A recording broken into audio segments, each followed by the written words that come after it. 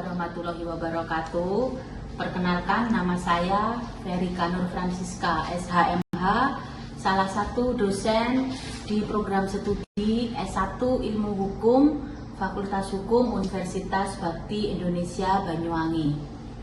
Dalam kesempatan ini, izinkan saya untuk menjelaskan mata kuliah yang saya ampu, yaitu mata kuliah Hukum Tata Negara dengan bobot 3 SKS, yang mana mata kuliah ini ditempuh oleh mahasiswa semester 2 program studi S1 Ilmu Hukum Fakultas Hukum Universitas Bakti Indonesia. Pemaparan ini saya sampaikan dalam rangka memenuhi Tridharma perguruan tinggi, khususnya bidang pendidikan dan pengajaran sebagai salah satu persyaratan dalam mengikuti sertifikasi dosen, yaitu PDD UKTPT 2024. Tujuan mata kuliah Hukum Tata Negara ini dirancang untuk memberikan teori ilmu hukum ketatanegaraan Indonesia pasca perubahan Undang-Undang Dasar Republik Indonesia tahun 1945.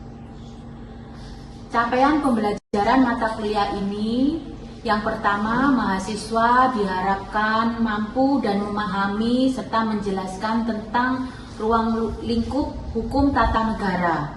Selanjutnya, mahasiswa mampu memahami dan menjelaskan tentang sumber-sumber hukum tata negara. Selanjutnya, mahasiswa mampu dan memahami serta menjelaskan asas-asas hukum tata negara, memahami dan menjelaskan sejarah ketatanegaraan Indonesia, memahami dan menjelaskan lembaga negara menurut Undang-Undang Dasar 1945. Selanjutnya, mahasiswa mampu memahami dan menjelaskan lembaga-lembaga independen, memahami dan menjelaskan demokrasi Indonesia, mampu memahami dan menjelaskan asas-asas pemerintahan daerah, dan yang terakhir, diharapkan mahasiswa mampu dan memahami serta menjelaskan peraturan pemerintah pengganti undang-undang dalam hukum tata negara. Pokok bahasan mata kuliah hukum tata negara ini, yang pertama, ruang lingkup hukum tata negara, sumber-sumber hukum tata negara, asas-asas hukum tata negara, sejarah ketatanegaraan Indonesia, lembaga negara menurut Undang-Undang Dasar 1945, lembaga-lembaga independen, demokrasi di Indonesia, asas-asas pemerintahan daerah, dan pokok bahasan mata kuliah yang terakhir yaitu peraturan pemerintah pengganti undang-undang dalam hukum tata negara. Proses pembelajaran mata kuliah ini menggunakan 3 aspek. Yang pertama, menggunakan metode ceramah dengan dibantu perangkat pembelajaran berupa LCD, Microsoft PowerPoint, dan proyektor. Metode yang kedua yaitu metode interaction, dilakukan guna memicu keaktifan mahasiswa dalam berdiskusi dan melakukan sesi tanya jawab dengan mahasiswa maupun dengan dosen. Metode yang terakhir yaitu metode yang ketiga, menggunakan metode assessment, dilakukan dengan 2 tahap, di antaranya nilai proses meliputi performance mahasiswa, keaktifan, sedangkan hasil akhir dilakukan dengan meliputi nilai tugas, UTS, dan nilai UAS. Sistem penilaian mata kuliah ini disampaikan dalam sejak awal perkuliahan, yaitu berupa kontrak perkuliahan antara mahasiswa dengan dosen, meliputi kehadiran sebanyak 10%, keaktifan mahasiswa sebanyak 10%, diskusi sebanyak 20%, tugas sebanyak 10%, UTS sebanyak 20%, dan nilai UAS sebanyak 30%. Sehingga mahasiswa yang aktif dan rajin mengikuti perkuliahan mata kuliah ini, maka yang bersangkutan berhak mendapatkan nilai sempurna, yaitu 100%. Selanjutnya, saya akan memaparkan cuplikan proses pembelajaran materi saya di dalam kelas bersama mahasiswa dalam mata kuliah Hukum Tata Negara. Terima kasih. Assalamualaikum warahmatullahi wabarakatuh. Waalaikumsalam warahmatullahi wabarakatuh. Selamat siang, salam sejahtera bagi yang beragama Muslim. Baik, Mbak Ali, silakan untuk berdoa. Baik teman-teman, sebelum kita memulai materi kita, terlebih dahulu kita berdoa menurut kepercayaan kita masing-masing. Berdoa dengan amin. Terima kasih Mbak Ali. Oke, buatkan dulu ya.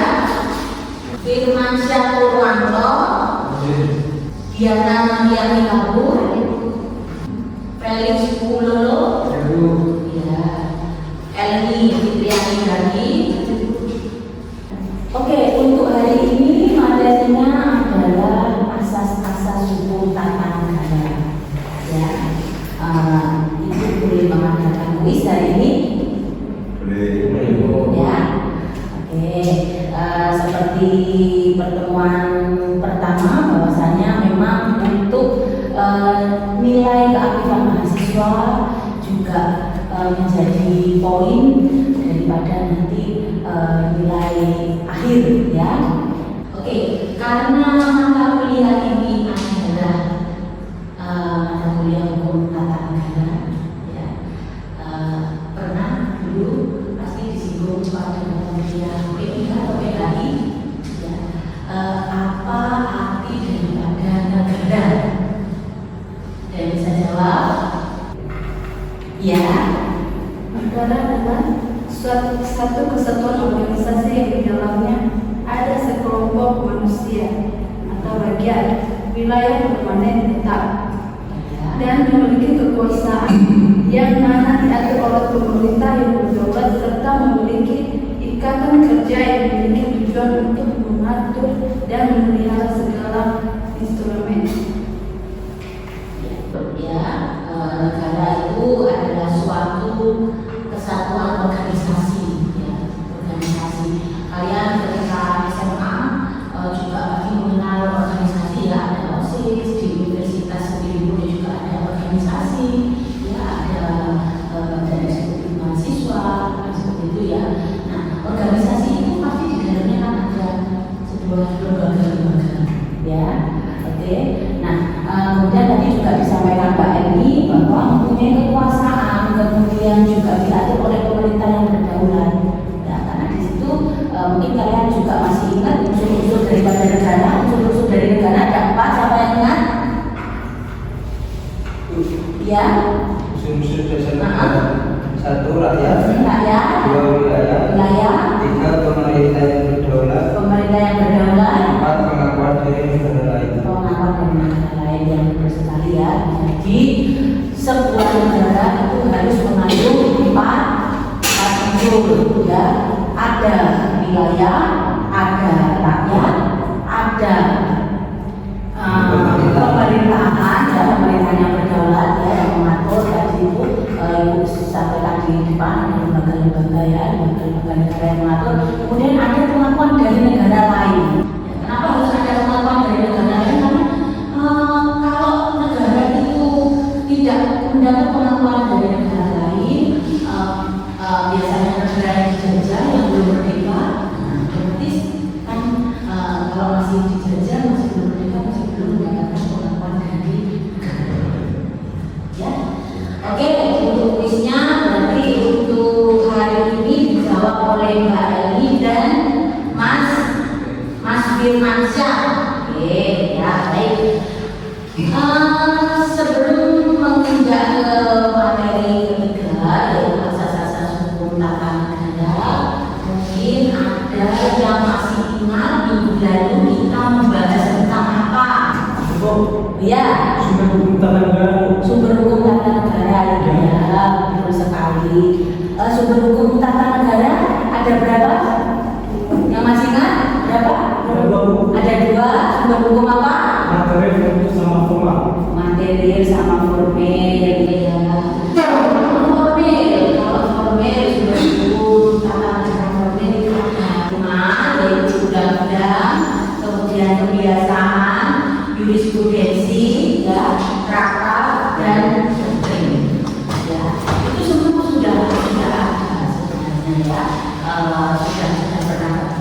yang 5 materi PKI Kompetensi ya semester 1 ya. Ingat kan ya?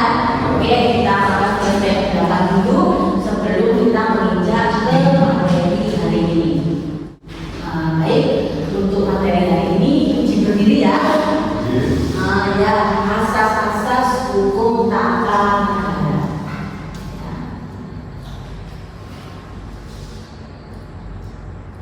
Oke, ini sebelum ke asas ya, kita mengingat-ingat kembali definisi daripada hukum tata negara. Baik, untuk menurut KBBI ya, seluruh norma hukum yang mengatur pembentukan negara, pemerintahan dan perundang-undangan. Kemudian menurut Logeman, hukum tata negara adalah hukum yang mengatur organisasi negara. Ya, tadi juga itu sampaikan organisasi itu meliputi beberapa aspek di dalamnya ya, ada lembaga-lembaga negara, pemerintahan negara seperti itu. Ya, kemudian menurut Van der Poel, hukum tata negara adalah peraturan yang menentukan badan-badan yang diperlukan serta wewenangnya masing-masing, hubungannya satu dengan lainnya dan hubungannya dengan individu-individu. Ya, jadi kesimpulannya ya, menurut KBBI itu adalah keseluruhan norma hukum yang mengatur pembentukan negara, pemerintahan dan perundang-undangan. Ya.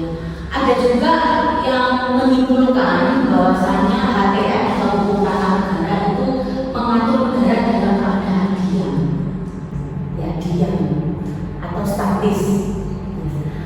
Bila mana nanti kalian naik ke semester 3, nanti kalian akan mendapatkan mata kuliahan hukum administrasi negara yang mana perbedaannya hanya dengan hukum tata negara. Kalau tadi hukum tata negara itu mengatur negara dalam keadaan diam karena kita mempelajari tentang pembentukan negara, kemudian pemerintahan dan perundang-undangan.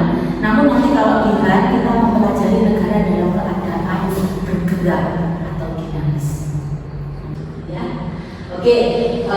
Ini kita flashback ulang kembali terkait pengertian HTM ya, baik menurut KBBI maupun Logeman atau apa itu. Baik, menginjak materi hari ini ya, pembahasan hari ini adalah asas hukum tata negara.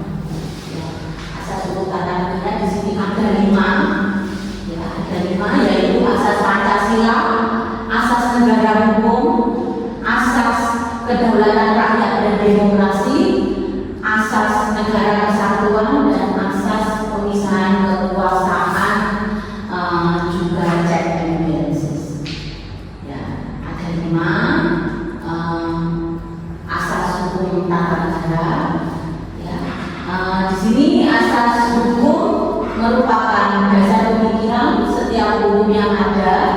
Begitu pula dengan hukum tata negara memiliki asas-asas hukum yang menjadi dasar pemikiran dalam membentuk peraturan positif yang berlaku di suatu negara. Dan di dalam asas hukum ini juga terkandung cita-cita masyarakat. Ya. Peraturan positif yang berlaku dalam suatu negara. Peraturan positif, hukum positif. Apa itu? Hukum positif? Apa? Ada yang masih ingat? Hukum yang berlaku sekarang. Ya, hukum yang berlaku sekarang. Itu adalah hukum positif. Ya. Tadi ada 5 asas hukum tata negara yang diyakini di Indonesia, yaitu asas Pancasila, asas negara hukum, asas kedaulatan rakyat dan demokrasi, asas negara kesatuan, asas pemisahan kekuasaan atau check and balances. Ya. Namun asas-asas di sini dalam kelima asas ini bisa berubah. Ya. Kenapa berubah? Karena terjadinya suatu pandangan masyarakat yang berbeda-beda, ya, atau kultur masyarakat yang berbeda-beda. Ya, tidak mungkin kultur tahun 70-an itu diterapkan di kultur sekarang, ya. asas hukum tata negara ini bisa berubah berdasarkan situasi masyarakat. Baik, selanjutnya kita membahas satu persatu tentang asas-asas hukum tata negara. Yang pertama asas Pancasila. Ya, asas Pancasila. Ya, Pancasila itu apa? Dasar negara ya. Dasar negara. Oke. Dasar negara Indonesia adalah Pancasila. Maka dari itu setiap tindakan rakyat dan negara Indonesia harus sesuai dengan Pancasila. Begitu pula di bidang hukum, dalam bidang ini Pancasila digunakan sebagai sumber hukum material. Ya, sumber hukum material. Artinya setiap hukum yang dibuat di Indonesia tidak boleh bertentangan dengan Pancasila. Nah, Pancasila ada 5 ya. Ada 5 sila Pancasila. Itu setiap hukum yang dibuat atau peraturan yang dibuat tidak boleh bertentangan dengan kelima sila di Pancasila. Ya, paham ya? Jika hal itu terjadi, maka peraturan itu harus dicabut. Ya. Bila legislatif membuat peraturan, ya, yang membuat peraturan dan peraturan itu bertentangan dengan kelima asas Pancasila harus dicabut. Nanti bagaimana cara membatalkan sebuah rancangan peraturan undang-undangan kita bahas di pertemuan berikutnya. Ya. Nah, asas Pancasila ini terkandung dalam pembukaan Undang-Undang Dasar 1945, yaitu persatuan bangsa, keadilan sosial bagi seluruh rakyat Indonesia, negara berkedaulatan rakyat dan negara berdasarkan ketuhanan yang Maha Esa, yang adil dan beradab. Ini penjelasan dari asas hukum tata negara yang pertama, yaitu asas Pancasila. Nah, selanjutnya asas apa? Oke, asas negara hukum di sini tercantum pada pasal 1 ayat 3 Undang-Undang Dasar 1945 ya, yang menyebutkan bahwa negara Indonesia itu adalah negara hukum. Ya. Oke, oleh sebab itu setiap sikap, kebijakan dan tindakan negara seluruh rakyatnya harus berdasarkan dan sesuai dengan aturan. Ya, sebagaimana pasal 1 ayat 3 Undang-Undang Dasar 1945. Ya. Ada sedikit yang harus saya sampaikan di sini tentang negara hukum, ya, yaitu pemandu tertinggi dalam penyelenggaraan negara. Sehubungan dengan konsep negara hukum, ada 2 konsep terkait hal ini atau negara hukum, yaitu konsep negara Restat dan konsep negara hukum rule of law. Mas Iman di sini PHP sudah dijelaskan gitu ya, konsep negara hukum Restat, konsep negara hukum rule of law. Ya, oke, singkatnya Restat itu atau konsep negara hukum Restat itu lebih mengedepankan atau menitik beratkan terhadap pengakuan dan perlindungan terhadap HAM, ya, yang bertumpu pada prinsip kebebasan dan persamaan. Nah, ini konsep negara hukum Restat, ya, lebih mengedepankan terkait pengakuan dan perlindungan HAM. Sedangkan konsep negara hukum rule of law di sini bertumpu pada sistem hukum term. Ya. Kadang orang menyebut konsep negara hukum rule of law sama dengan konsep negara hukum term. Kalau Restat sama seperti accusation. Ya. Masih ingat ya? Ya. Oke, kamu di sini bersifat judicial, yaitu keputusan atau jurisprudensi. Ya, jadi menitik beratkan pada keputusan atau jurisprudensi. Ya, ini 2 perbedaan konsep negara hukum yang yang sangat berbeda ya. Kalau ekstrak tadi menitikberatkan atau bertumpu pada pengakuan HAM. Nah, kalau common law atau rule of law itu lebih pada bertumpu pada jurisprudensi atau keputusan-keputusan. Nah, ini tentang asas negara hukum. Selanjutnya yang ketiga, asas apa? Asas kedaulatan rakyat dan demokrasi. Di asas ketiga ini ya mengartikan bahwa kedaulatan tertinggi dalam suatu wilayah yaitu adalah kedaulatan rakyat. Namun kembali lagi tidak boleh bertentangan dengan asas yang pertama tadi, asas Pancasila. Ya, oke. Kemudian persoalan demokrasi di sini tidak dapat dipisahkan dengan negara hukum, tidak dipisahkan dengan asas Pancasila. Ya, oke. Dalam pemerintahan negara demokrasi, rakyat adalah pihak yang berkuasa. Dari rakyat untuk rakyat dan oleh rakyat. Asas ini tercantum dalam pasal 1 ayat 2 Undang-Undang Dasar 1945 yang menunjukkan kedaulatan pemerintahan rakyat. Asas selanjutnya yaitu asas kesatuan. Ya, kesatuan bentuk negara Republik Indonesia, yaitu bentuk negaranya adalah Kesatuan Republik Indonesia. Ya, asas hukum tata negara yang keempat ini adalah asas negara kesatuan yang dapat diartikan bahwa kekuasaan tertinggi suatu negara ada di tangan pemerintahan pusat. Ya, negara kesatuan ini adalah konsep tentang bentuk negara yang tercantum dalam pasal 1 ayat 1 Undang-Undang Dasar 1945. Selanjutnya yang terakhir adalah asas pemisahan kekuasaan atau asas check and balance. Didefinisikan sebagai pemisahan kekuasaan di beberapa bagian. Prinsip check and balance sendiri merupakan prinsip yang dikehendaki kekuasaan ada 3 yang sangat fenomenal. Dari Montesquieu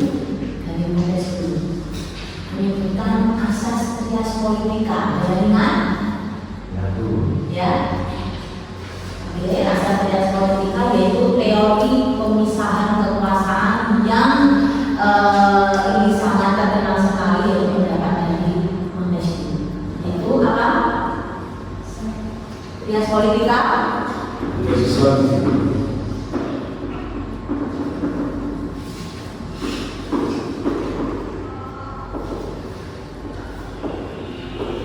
Ada eksekutif, oke, nggak apa-apa, tadi benar juga ini.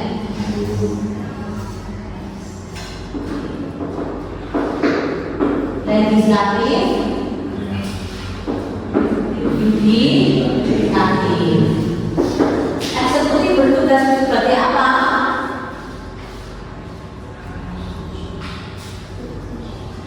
Eksekutif atau legislatif dulu? Legislatif bertugas sebagai yang membuat undang-undang. Ya, legislatif. Legislatif ada di DPR RI, DPR provinsi maupun DPR kabupaten. Legislatif adalah yang membuat undang-undang. Eksekutif adalah yang menjalankan undang-undang. Ya, yang melaksanakan undang-undang yang dibuat oleh legislatif. Yudikatif adalah sebagai lembaga yang mengawasi, ya, lembaga yang mengawasi. Di sini yudikatif ada 3, ya, Mahkamah Agung dan lembaga-lembaga peradilan di bawahnya, Mahkamah Konstitusi, kemudian Komisi Yudisial. Oke, ya, dilakukannya pemisahan kekuasaan ini agar tindakan sewenang-wenang dari seorang pemimpin dapat dihindari.